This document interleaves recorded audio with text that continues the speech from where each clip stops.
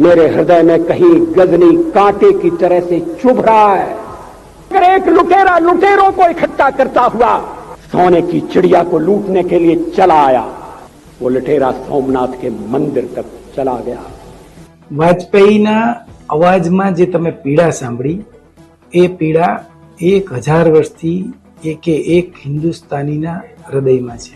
આજે આપણે એ 1000 વર્ષથી આપણને જે પીડા થાય છે એની અને એની શૌર્યગાથાની થોડીક અજાણી વાતો કરવી છે. નમસ્કાર.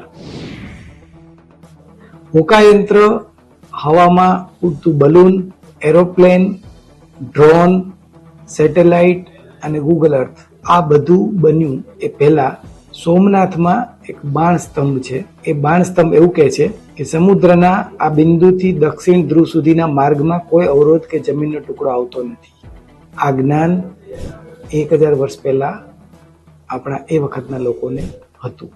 સ્કંદ પુરાણ મુજબ સોમનાથ મંદિરના નામ છે. સતયુગમાં ચંદ્રદેવે સોનાનું ભૈરવેશ્વર મંદિર બનાવ્યું. ત્રેતા યુગમાં રાવણે ચાંદીનું શ્રાવણીકેશ્વર મંદિર બનાવ્યું. દ્વાપર યુગમાં શ્રી કૃષ્ણે સુખડનું શ્રી ગલેશ્વર મંદિર બનાવ્યું. પોલો કોએલોનું અલ્કેમિસ્ટ નામનું પુસ્તક છે.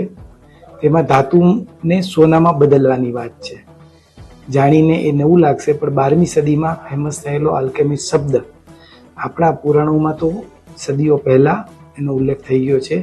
એ વખતે સ્યમંતક મણીના સ્વરૂપે. પુરાણો મુજબ જો વાત કરીએ તો સ્યમંતક મણીથી રોજ 77 કિલો સોનું ઉત્પન્ન થતું હતું. ચુંબકીય ગુણધર્મને કારણે શિવલિંગ હવામાં તરતું હતું. આ મણી હોવાથી મંદિર પાસે અખૂટ સંપત્તિ હતી. શ્રી કૃષ્ણ દ્વારકા પ્રભાસ પાટણથી સાથે મણીની કથા જોડાયેલી છે.